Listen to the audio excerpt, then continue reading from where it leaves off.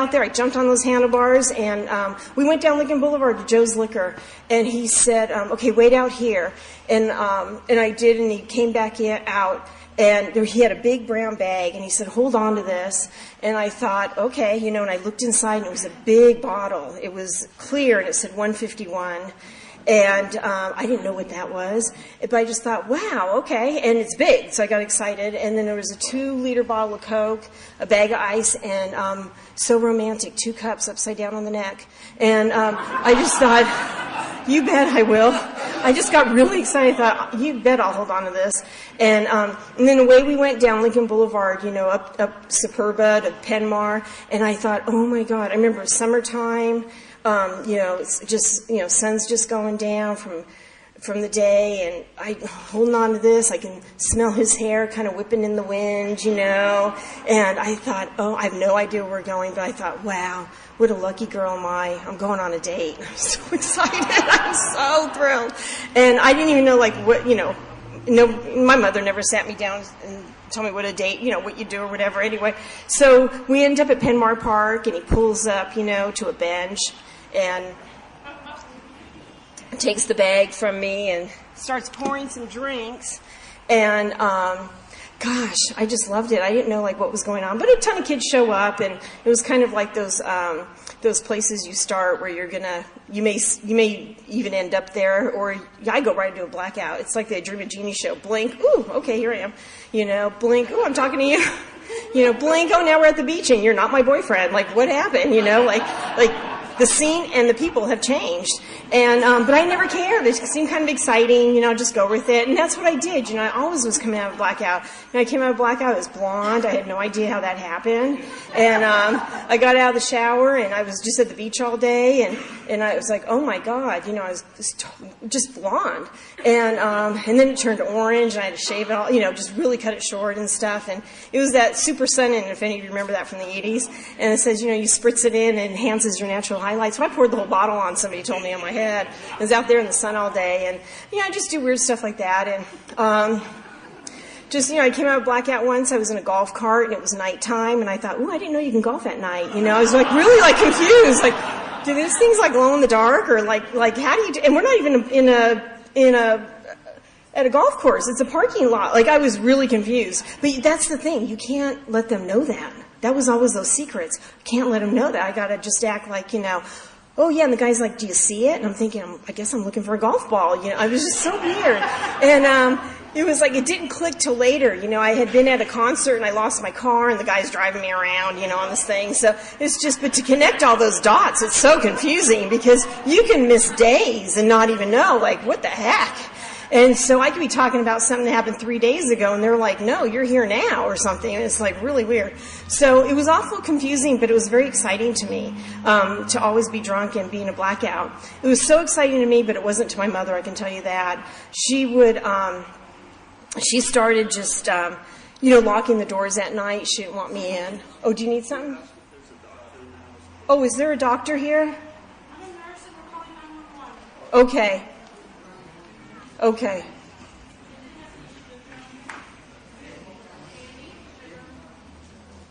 Where are we? Does he need... Keep going. Okay, so...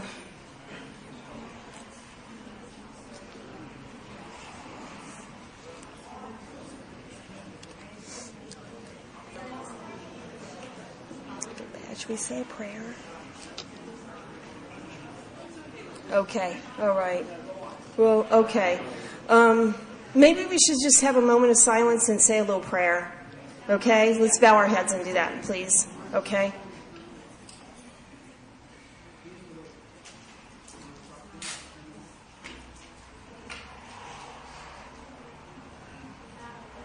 Okay.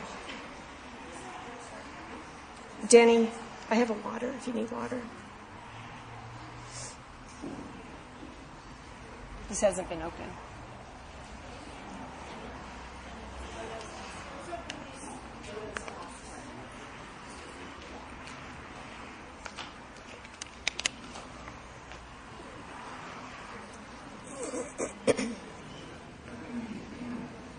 Put that on. Go ahead. Okay. All right. We'll try to do the best we can here. Feel bad. Okay. So alcoholism took me down really quick, but I just kept going. When I was 15, I came home one day because she started double bolting the doors, and I wouldn't let me in. I would stay away for weekends. I love going down to Ensenada. You can forget about stuff down there, you know. You come back with a whole set of new problems, but you can forget about everything, all the ones going on your way down that you've got. And I remember coming out of a blackout. I knew I was down there, but I came out of a blackout. It was morning. You know those mornings you'd come to, and like your head is pressed against something. It's either sand, dirt, grass. You know, those sharp blades are horrible. And or you know, this time it was something hot. It was hot metal. And I came to, and I felt the sun beating on my face. And it was hot metal, and when I looked around, I was in the back of a pickup truck in an alley, and I have no idea how I got there. I had no idea, like, nothing. But I never, like, stopped to kind of try to figure it out. It was like, I got to get out of here and get going, you know, because who knows who's going to come back if I didn't know what happened. And still to this day, I don't. There are a lot of those things. And anyway, so my mom was... she was locking the doors and from the inside, so I couldn't get in. She had all new locks put on, and because I was harming her, and we weren't getting along at all. And I came home one morning. It was probably about 5 or 6 in the morning. And she was sitting there, and she just took one look at me. I was 15 years old, and she said, "You can't live here anymore. You're just breaking my heart. I can't go through this anymore." And she probably did like the bravest thing a parent could do, is just like, you know, without having any Al-Anon, any tools in her, she just surrendered and said, "I can't live like this, and therefore you can't live here." And I called some people, and it took a few phone calls, and somebody took me in. And this family, I lived with them for a little while, and they were very kind to me. But I wasn't any different. I was still doing the same thing. And they, one day they came to me and they said, "You have to go. You know, our home has no harmony in it anymore. There's no peace here with you." And I remember I'd all scratch my head thinking, what's wrong with these people? I just want to have a good time. You know, I'm a nice person. And like, what's their problem? You know, they're pretty boring. I just had all this judgment as the time, like, I'm moving boxes and I'm the one that's homeless. And they're in their home just comfortable. And then I lived with another family, and I lived there for a little while, and the same stuff was happening, and then they asked me the same thing, to leave. And I finally, I went back home. I didn't tell my mom that I had gotten removed from all those other homes, and she let me come in, and nothing was different. And we went to Scotland, we came back, and she was feeling really sick. And she went to the doctor, and she was diagnosed with cancer. And she died within 6 months. I was still drinking. That's when I wasn't coming home a lot. It was really embarrassing to ever admit what kind of daughter I was to my mother while she was dying. I thought I would never, ever tell anybody how I was. I never took care of her. I think I fed her once, and I gave her one bath. I couldn't do it. I couldn't see any farther than here. It was all about me. I had so much going on in my head. I didn't know how to be of love and service until I came here, and you showed me how to do that. I didn't know how to care for anybody. When I got sober, my mom died July 3rd, 1987, and it took me quite a number of years to get here. And when I got here on August the 8th, 1993, the woman who made the 12-step call on me said, you need to get commitments. And I didn't know, she was so excited about that, and I didn't know what that meant. Like, why are you so excited about me, like, picking up stuff off the ground? And she said, that's how you're going to be sober. You're going to stay sober today because you thought of others. You cleaned up your meeting place. You've got a little job. And I just kept doing that. I went to like 2 and 3 meetings a day. I went to women's stag. She said it's really important to go to a stag. I did that. Oh, good, they're here. And so, anyways, and she said, you have to go to a women's stag. Those women are going to get to know you, because if you can't get a hold of me, you've got a whole phone list of all these women, and they know you. And so it's not so hard to pick up the phone. And that's what I did, and those women saved me. You know, they were quite a crew of women. And And then I would just tell myself whatever I was doing at the time. And I was just, I thought, okay, I'm sober. I haven't taken a drink like in, 30 or 60 days. I should be fine now. Everything should be good. And they would just laugh at me because I was like, why am I doing this? Like, I can't even go to the market. I get an anxiety attack. I go into a cold sweat. And this old-timer, Gloria, she said, is that the same market you went to when you were drinking? And it's like, well, yeah, it's a market in my neighborhood. And she'd say, then you need to go to a different market, even if you have to drive 5 miles away, go to a different market. And don't go through the liquor department. And, she'd tell me all these tools for living. So...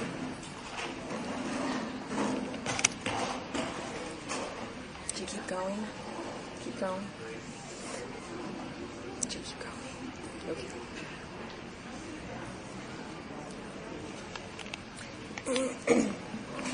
Right thing.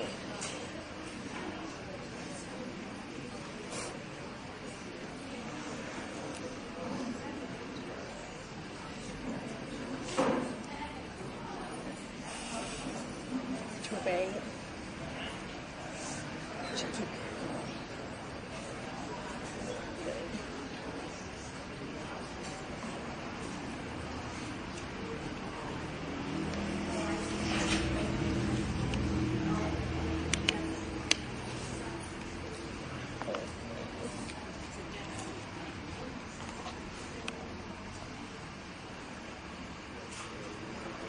Oh, okay. Poor little thing.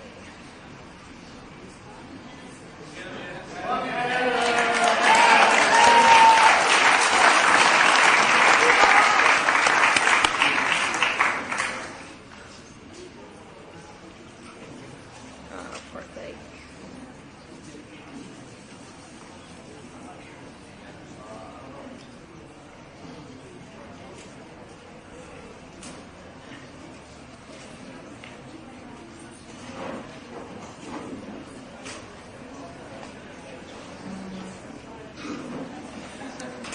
What's that? Okay. Oh, well, thank God they came and got him really fast, So, well, and he wasn't by himself. Anyway, so, okay. It just, anyways, when I came here to you, I was told a lot to get commitments. And I thought that was a really weird thing to do, but I did it. I didn't know what else to do. I didn't want to go back to drinking. I wanted to be sober. And so I did whatever you told me to do. I went to a lot of meetings. I didn't like it. I wasn't happy. It wasn't like, oh boy, I'm going to go to a meeting tonight. But I couldn't wait to get to the meeting for this purpose. I wanted to hear whoever was sharing. I wanted to hear what you were like. I needed to hear that. I needed to relate to that. So then when you said what you were like today, you gave me hope. And then I could do the commitment, In this women's stay, we had this crew of women. There was Debbie. She was waiting. She wore a pager because she was waiting for a liver. And then she did the coffee. And it was just this little Mr. Coffee thing from CVS. And so they said, Louise, you better take on the coffee because if Debbie gets the call, so, God forbid there's no coffee at the meeting, you better take on that coffee. And I thought, oh my God, okay. And it was just this little crew of women, this round robin kind of meeting. So I went home with Mr. Coffee and I started practicing because, it's all about me. That's what I do. And so I'm practicing, and it's making a lot of noise. Something's going on with this. It's broke. I just know it. And I always would call Debbie. They kind of assigned her to me, and I would call her, and I'm like, Deb, I know you're waiting for a liver, but I got a problem right now that needs an answer. So we need to focus on Wheezy now. And she would just laugh at the end of the phone. And I'm like, listen, it's making noise. It didn't do this when you were making the coffee. She's like, well, yeah, because you weren't consumed with me making the coffee because you're too busy thinking about yourself. And so anyways, she's like, don't worry about it. But it was just so weird, those things that I would get so twisted up about, just so twisted up. And And then when I was about 3.5 years sober, I was really afraid I was going to drink again because it was sounding really good. I was breaking dishes in my house, and the feeling that I got from breaking those dishes was like a feeling after I cracked open a 12-pack of Mickey's Big Mouth, you know? It was just a good sigh, and I thought, that's coming next. I just know it. And so I called this woman I had met at a conference named Rita, and I went to, she was part of the Pacific Group, and so I went there, and she told me what meetings I was going to, what I was going to do, how early to get there. She gave me this whole rundown of what to do, and I thought, oh my God, I drove away with what the heck did I get myself into? Oh my God. Well, I got to tell you, I just surrendered to her, and she saved my life.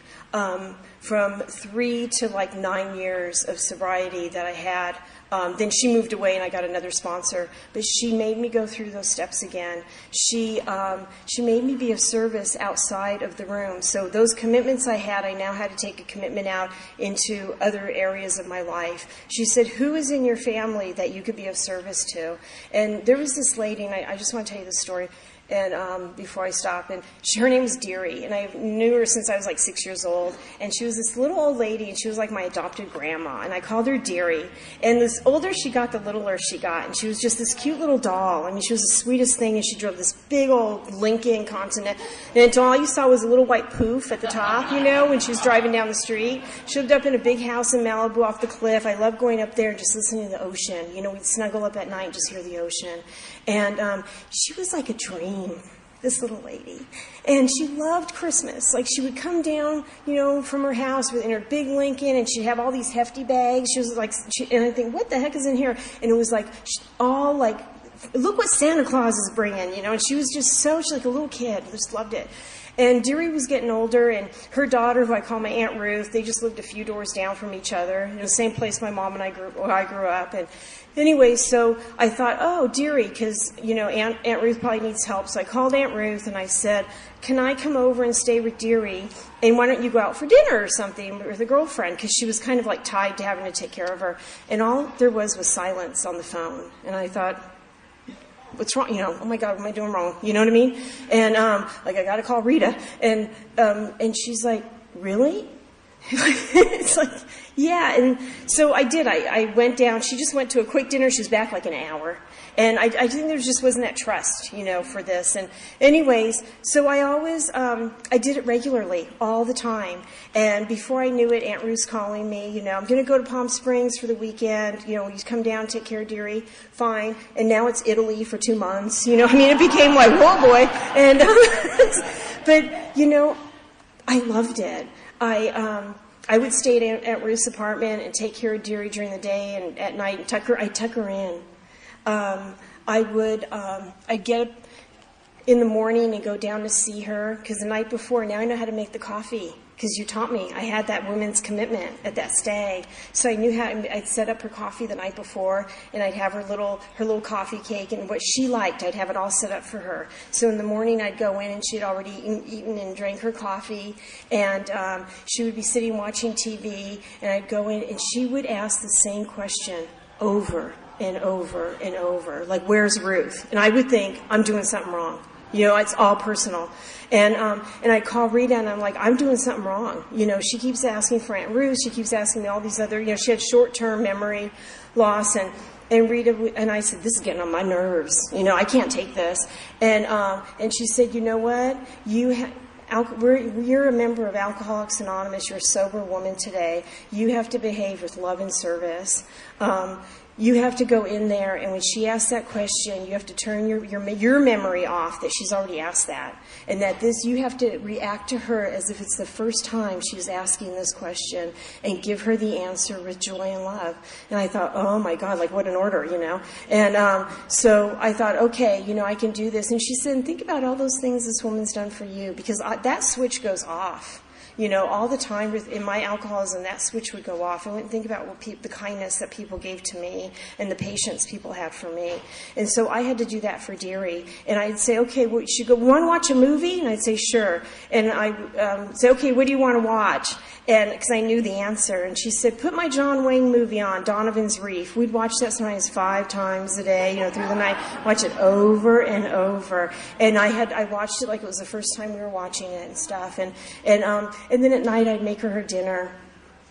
I would run the bath. And I would give her a bath. She had her favorite little towel. I'd wash her back and just massage her, do her hair, and I would dry her all off, put her little pajamas on her, and I'd sit her in her chair, and I would do her nails and put lotion on her face, and she'd go, "Oh, this feels so good," and rub her feet and just pamper her, you know, And then this one night, you know, we're doing our same little routine, and I was sitting on the floor in front of her chair, and we're watching Donovan's Reef, and anyway, and she's just, I had long hair at the time, she's just, you know, doing this with my hair, you know, rubbing it and stuff, and I looked up at her, and it was like all of a sudden, her memory, she was there, and she was looking right at me, and she'd said, "Your mama would be so proud of you today," and I was just like, whoa. That was like that, for me, that was like a spiritual experience completely. And I couldn't wait to tuck her in, to go back to Aunt Ruth and called Rita. And I told Rita about it. And I said, "I can't believe this because you're saying to be of love and service to others, and I'm doing it, but I feel like I feel better. You know, like I'm getting the prize out of this whole thing." And she said, "You're just one of God's kids taking care of one of God's kids. You know, you're giving back, and that's what we learn to do here." And she said, and then she'd get that serious voice and say, "You know what, Louise, a drunk like you got to keep doing this stuff. You can't stop. You got to go, go, go." And so I've been going ever since. And anyways, I think that's my time. So I'm going to stop. Thank you.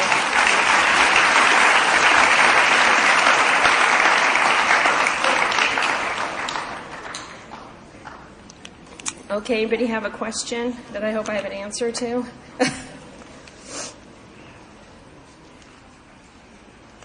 Oh.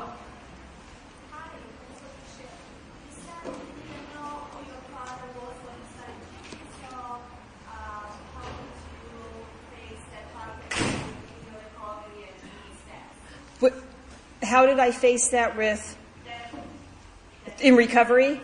Oh, okay. Okay, the question was that I knew that I never knew my father, and then how did I face that once I got into Alcoholics Anonymous? Right, okay. So, not well. Not well. I was very angry. I was very angry at my mother for never telling me. I got escorted out of the hospital when she was dying because she would not tell me. I was asked to not come back because I was bullying her, and she would not tell me, and my aunt would never tell me. And when I got to Rita and did another inventory, she had me write a letter of amends to my father. And I learned early on, you don't debate and you don't negotiate with yourself. I'm asking someone for their time, and it's somebody, obviously they have what I want. So in my head, I need to just surrender and have a little trust there. But I drove home thinking, didn't you remember? I don't know the man. Like, what amends do I owe here? But I thought, you know what? I'm just going to say a prayer and I'm going to write this letter. And I still have it. I keep it on the side of my bed.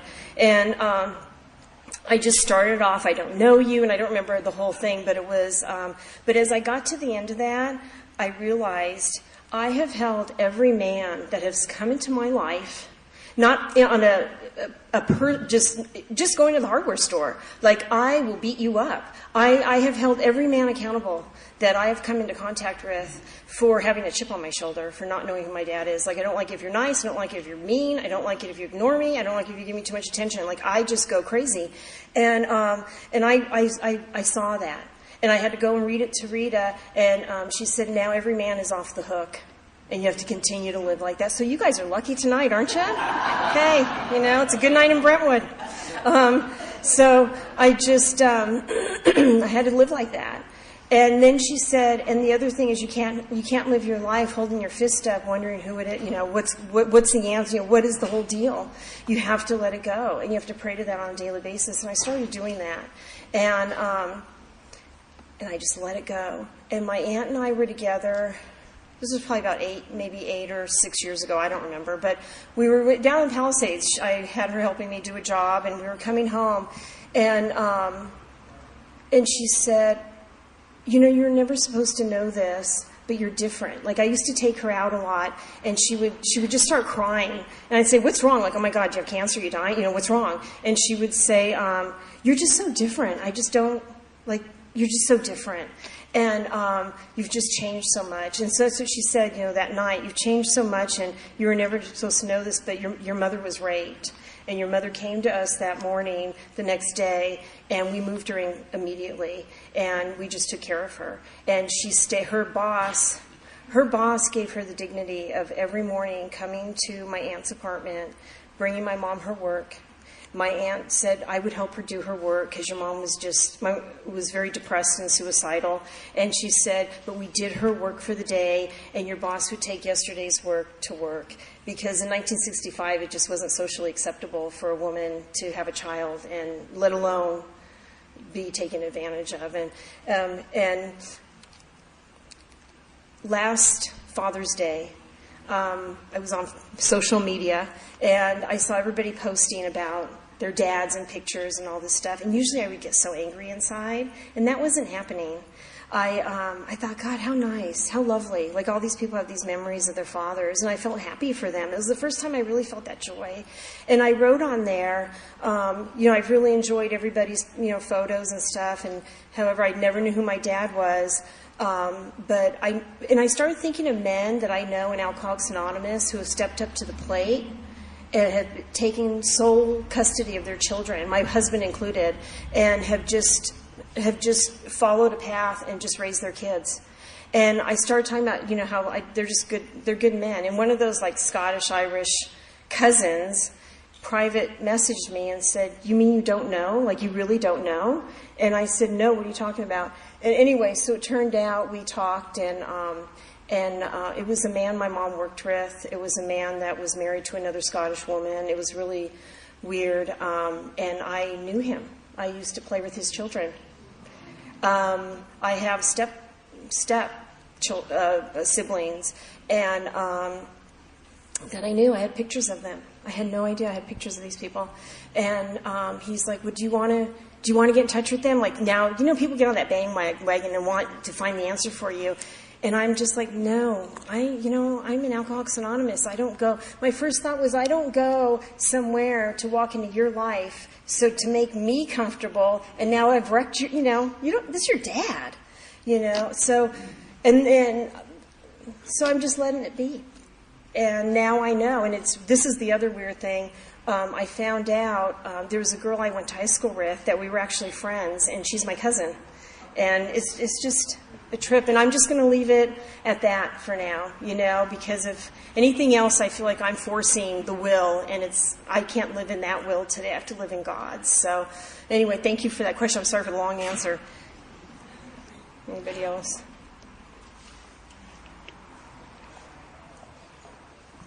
Jerry. Thank you so much. Getting sober is such a big adjustment from the life we lived before Alcoholics Anonymous. In your first 5 years of sobriety, were there any struggles that come to mind, and how did you deal with just the struggle of turning your life around so dramatically? Was your sobriety ever in jeopardy? Do you feel you might drink? Yeah, when I would go to the market, because I love the liquor department. So that's why I had to go and find another market to shop at. But going to work was really hard. And I became very arrogant, enormously arrogant at this. I worked for this man for, many years. And it was a doctor's office. I worked in the front office. And sometimes I would show up there kind of drunk from the night before. I couldn't drive myself. My friend would have to pick me up and drive me. In fact, I knew Sam then. And he was one of our... Anyway, so I was so arrogant with this man. He ended up giving me an exit going away party and invited all the other doctor's offices that we dealt with and all this. And I remember leaving there. Now I've got the Pico Deli trays in the back seat because he handed them all to me. I've got the balloons going, the cake, everything. And I remember driving, and I stopped and called Rita, and I said, he didn't give me a Christmas bonus. And she said, I don't know if I can say it. She said, you asshole, you've just been fired. And And he gave you a party so you wouldn't be shamed. Like, he saved your dignity. Like, just stop, you know? It's like, that arrogance got really big for me. And just going through that four-step and the rest, just that smashing of the ego, like in 6 and 7, like character building is not something I wake up to and think, whoa, what's coming my way so I can build my character today, you know? I'm not there. It's like, who can I duck and dive so I don't have to deal with people, you know? And, like, even I have an office now in the back of our house, and like, even today, like, my husband comes in because it was my office day, and it's like, sweetie, what are you doing? And he's sitting there and he's starting to doze off. I'm like, what are you doing? You're bringing me down. Get out. Like, this is my domain. Out. And Stemmy's like, oh, I just thought I'd help you. It's like, what? Anyway, okay. Anything else? To go on?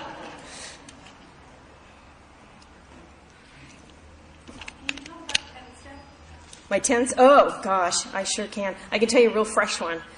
Last Tuesday night, I have this meeting Tuesday night in Glendale. I love my meeting. Denny spoke for me. I put a lot on this meeting, so of course now I'm doing 10 commitments and all this. No one's asked me. I just feel like I got to do it because the arrogance is coming out again. And so this woman, I had this interaction with this woman, and because the church has asked us not to give this other woman money because she's becoming a nuisance and stuff. And so I was telling this lady, because she was about to do it, and I said, well, the church has been asking us. And anyway, so we left it at that. I wasn't as quiet about it like I am right now telling you this, but I was just I get very forceful and still.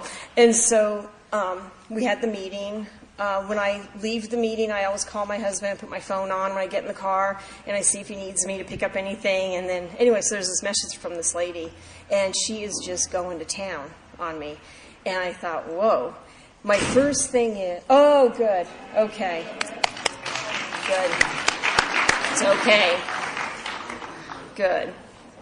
So my first thing is I want to call her back and say, you should really talk to your sponsor before you go calling me and going off on me, you crazy thing, and I just wanted to go, and because I'm justified, everybody calls her crazy, and then her name. And so there's always one of those. And so I'm like, I just want to go off. And I didn't. I parked the car. I said a little prayer. And I called her. She didn't answer. And but I left her a message. And I said, I'm very sorry for my behavior. I know I have a tone. I know I can be forceful. And I'm really glad that you called me on it and brought me down a few pegs. And I hope you hear this tonight so the rest of your night isn't so bad, because she had to leave the meeting, all this stuff, and I want to say I'm not responsible, I want to go off and all that. I did not. I stayed on my side. And I don't know. I was talking with a friend, like, maybe, I don't know, maybe sitting and reading the literature and doing that, and then just, I don't know, having that open mind to just be able to let God come in. And for that night, I was being mean to one of God's kids, and I got called on it from a person I really don't even like. And God's messages don't always come in the way from people we want it to come from. So I had to now just clean that up and take care of one of God's kids and go home and love my family, So thank you. One more, Denny said.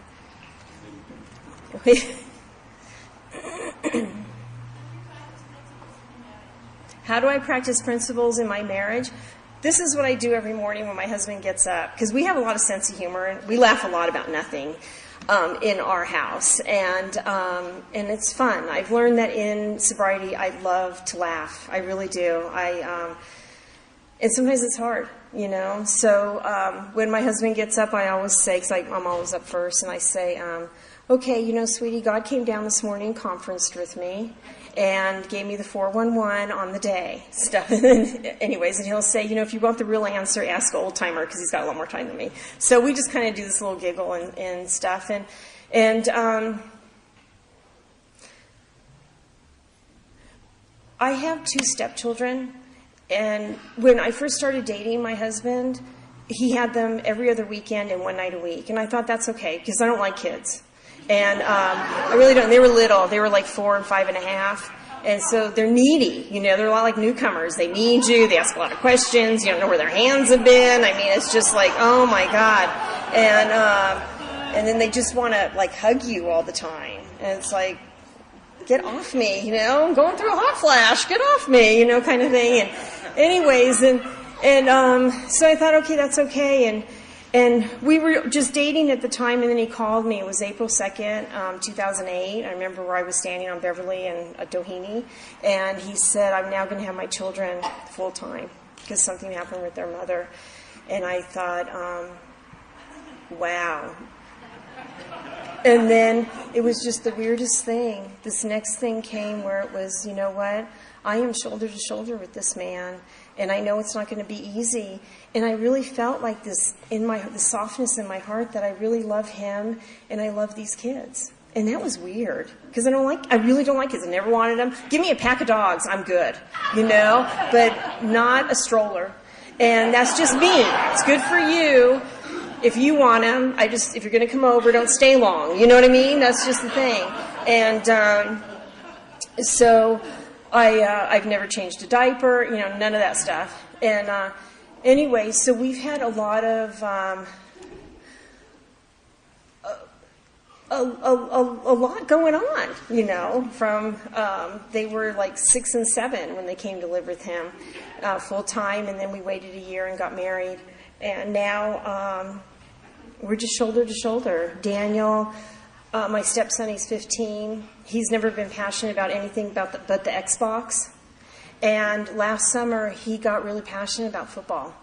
And it was really weird because it's like, I didn't even know he knew what a football was. Like we don't watch any sports or anything. And he started playing football. He was in conditioning all summer and stuff. And just loving it. This kid's up at 4 a.m. He's ready to go to Hell Week. He'd be up and ready, and just minutes. He was just itching to get out there. And then he wants to tell you about it and all these positions. And I just act like I acted when I was taking care of Deary. Like I'm interested in what he's saying. I don't know a thing about what he's talking about. And he wants to show me all this stuff on the TV. And I sit there and watch, just like when he was little and wanted me to watch him play like these Lego things, I do that. And I've realized that's love. September, Daniel got hit really bad in practice, and he had a cerebral hematoma, and they had to do brain surgery on him and drain all the blood. And then this kid, he still wants to play football. He still wants to play football. And Charlie and I, we're just like, what do we do? So it's like, okay, you know what? We print out the piece of paper. We have to go to this doctor. We have to go, bring him into it to show him, give him a little dignity. He's 15. He's almost 16. He's becoming a young man. He's very mature. And he's not going to be playing, but he doesn't know that just yet. And we sat today and just was like, what do we do? And that's like our marriage. We just sit there. It's like, okay, what do we do with this and stuff? And we pray for this kid. I said, well, hope, I wish they could find something for him to do, at least get him through the summer. Give him, I hope he gets another passion. And anyways, I have to believe God has that path for him. So thank you for your question. I think that's it.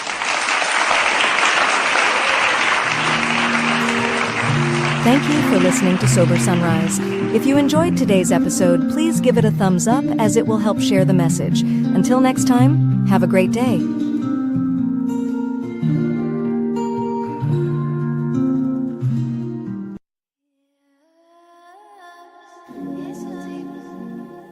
Welcome to Sober Sunrise, a podcast bringing you AA speaker meetings with stories of experience, strength, and hope from around the world.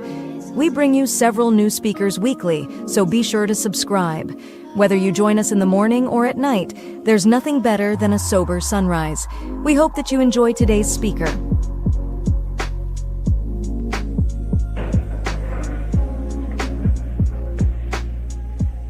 Thank you, thank you, thank you.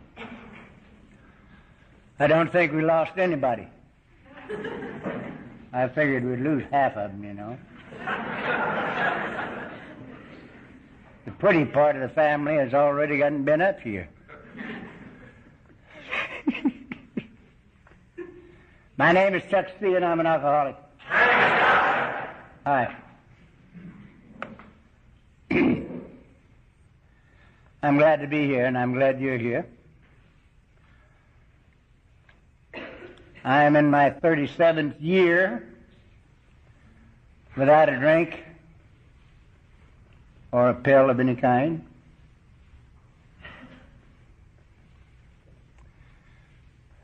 Due to the fact that there's a program called Alcoholics Anonymous, and there are people like you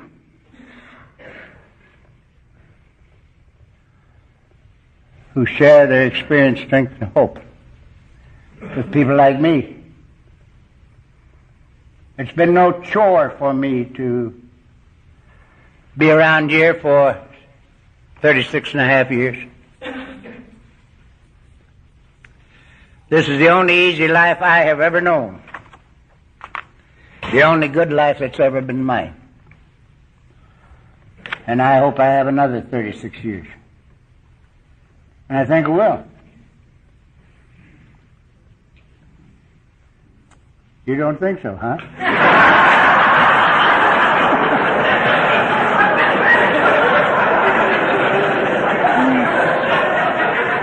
He looked like he was mad at me. He's not mad at me. I think he delivers Miller's Light beer. And he don't want to spoil his sales. I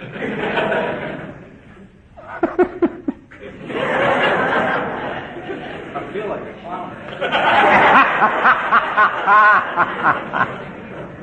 You're in the right place.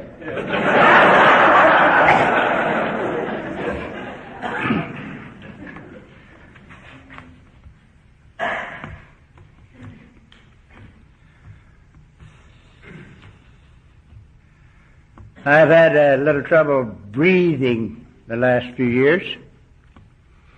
I don't think it had anything at all to do with the fact that I smoked 4 packs of Camels for many years, every day. They told me about 20 years ago that I could either smoke or breathe.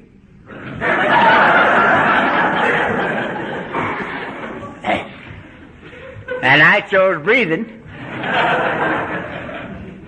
But this thing didn't catch up with me till about 4 or 5 years ago. And their prognosis is glum. They tell me that there's no reversing lung damage. So that was not acceptable. So I took a good look at myself, and I said to me, any power that could keep me from wanting a drink for 36 years, a tongue-chewing, babbling idiot drunk like me, I haven't even had one conscious desire for a drink since I got here. And I said to me, any power that could do that, this thing's peanuts.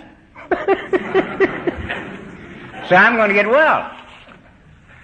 And I've been getting well ever since. I don't know as I'm going to continue, because in July I'm supposed to let's kill you. I'm supposed to talk to the doctors at Hogue Hospital at lunch, and then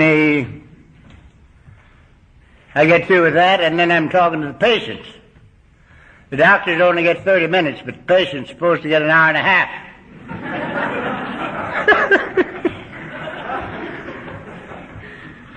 Now, I don't know why I ever accept that kind of commitment. What the hell am I going to tell a bunch of doctors? Huh? They probably all need this program.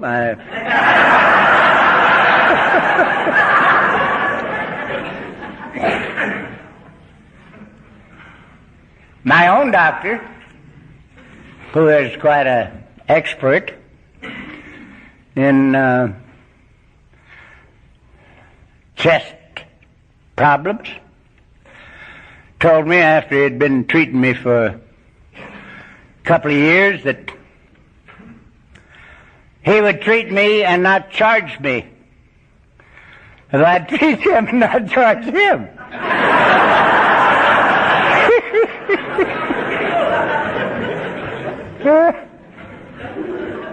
I said, I can't do that. You have a license that gives you a right to charge. I ain't got no license. So you treat me and charge me, and I'll treat you and not charge you. Because when I talk, I have to call them as I see them. Even in this leper colony of ours. And I can't take an honorarium. Sometimes I get an assignment that has pretty good stipend for honorarium. But I can't take it. Because I figure that if they paid me, I would have to say what I think they want me to say. And I can't talk that way.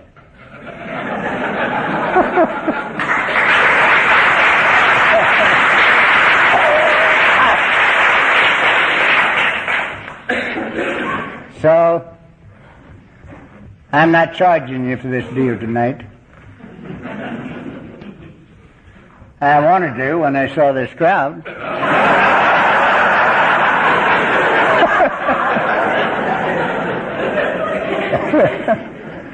And most of you look like you had money. I've been conditioned to believe that all Texans have a large bankroll because they're sitting on an oil well. That's what they're doing. But I will be happy just to get my car fare. I don't want to leave owing myself money.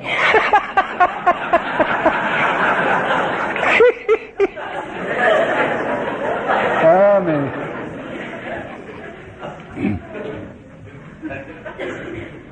In an hour's time, I can't tell you much about my drinking career other than this. That I had to die to get here. In the first 43 years of my life, I never made a mistake.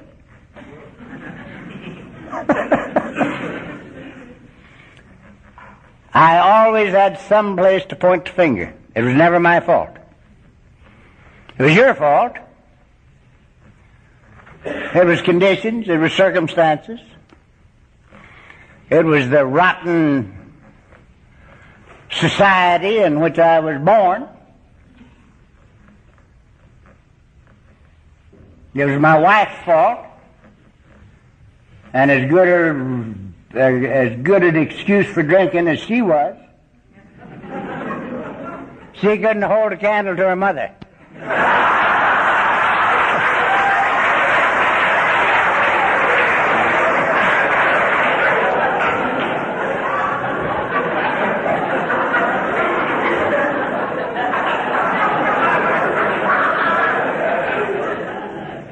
Her mother lived with us for the last 5 years that I drank. And she had a grandstand seat watching me crucify her only daughter. And she didn't like me very good. And I didn't like her that good. Because if she hadn't been living with us, I wouldn't have had to crucify her daughter. It was her fault. All the way through. She lived with us 5 years after I sobered up.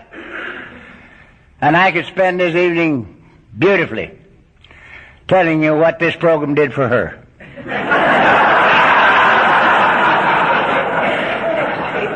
Have you ever saw an old bag straighten up and fly right? It was her mother.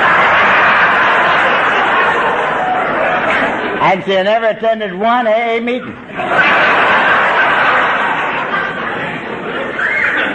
She used to just embarrass me to death because she wouldn't believe that you people had been any help to me. She wouldn't believe that God had been any help. She would come up and put her arms around me, and she'd say, "Oh, son, I always knew that you had it in you." Well, I did too, but I wasn't thinking of the same thing she was.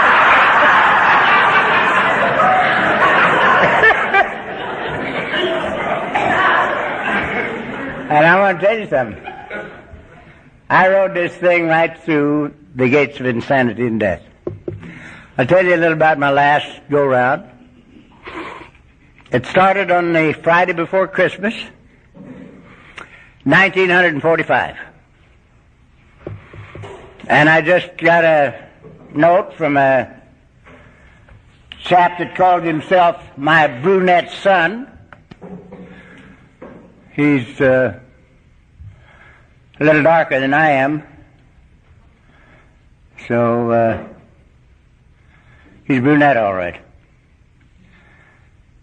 And he sent me a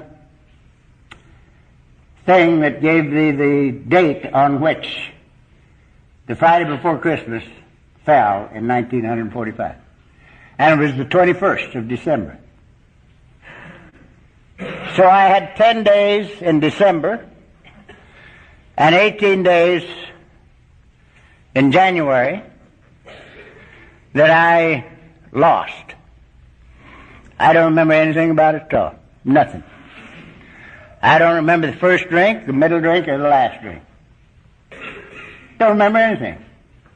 Now that lady that you just heard talk says that during all that time I destroyed 7 quarts of whiskey every 3 days.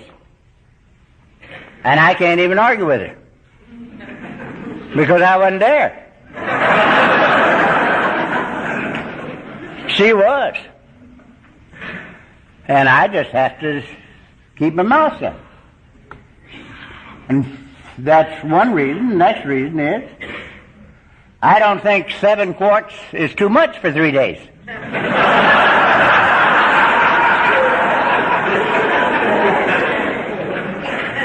If you only work at it, maybe 15 days.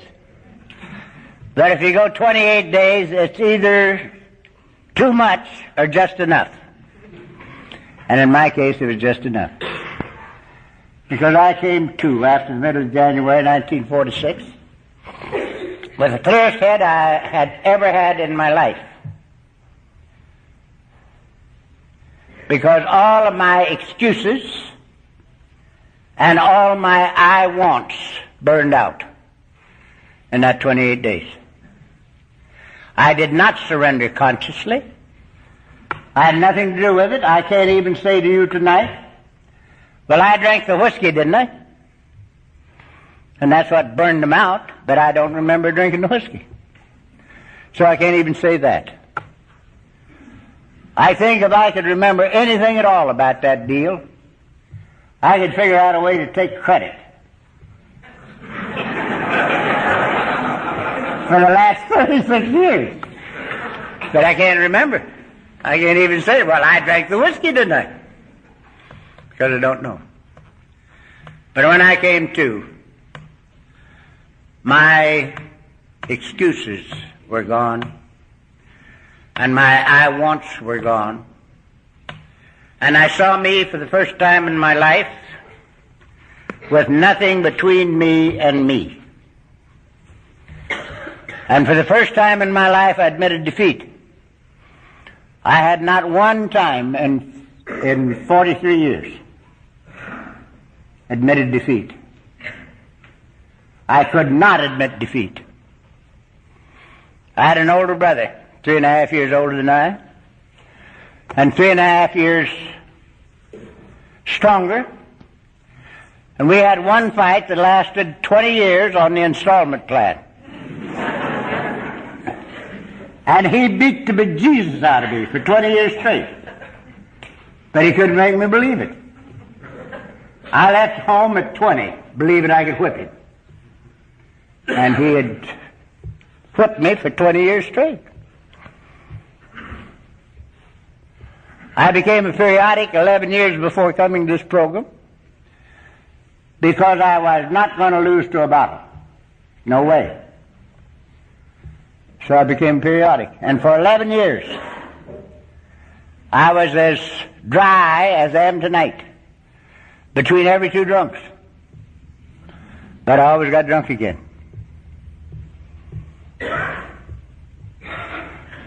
So, I could not admit defeat. And fortunately for me, and I believe it to be the most fortunate single experience in my life, sometime between the Friday before Christmas and the middle of January,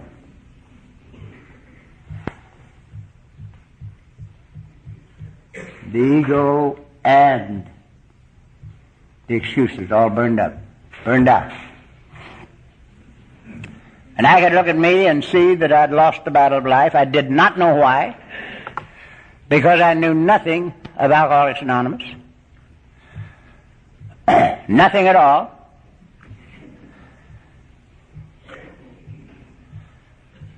I didn't know anything about the disease of alcoholism.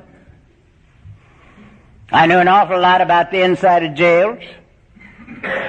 I knew a lot about the DTs and the convulsions and very dirty beds,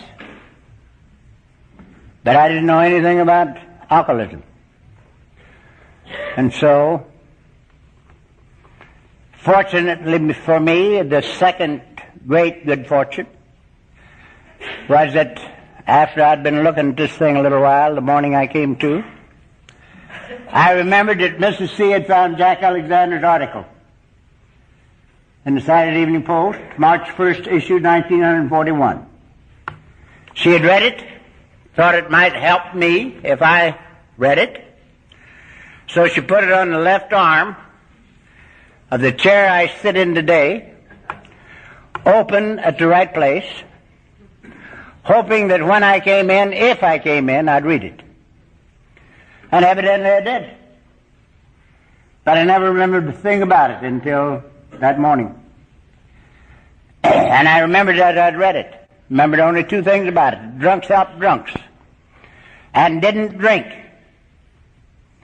And they called it Alcoholics Anonymous. And I said to myself, if I ever live to get out of this bed, I will find Alcoholics Anonymous. And immediately the curtain dropped, and I was sickened to death, drunk, and insane. And I had a lot of dying to do. But from the moment of commitment until right now, I have never had a drink or a sedating or tranquilizing pill of any kind. Such is the great significance of this thing called surrender. Surrender.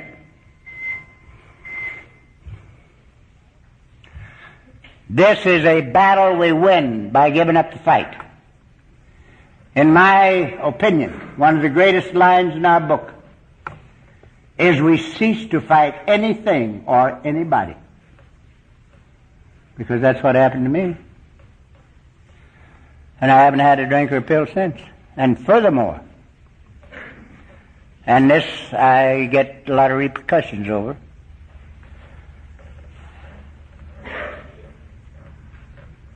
my first group was Beverly Hills group because that's where we lived. And when I'd get up before my group and tell them that I never had a conscious desire for a drink since my first appearance with you guys, half of it hit the floor. And they would say something that you shouldn't say in church. They'd say, "Chuck, you're a goddamn liar." That's what they'd say. In chorus. Because they were having trouble, most of them, hanging on to not drinking. We call it white knuckles, sobriety.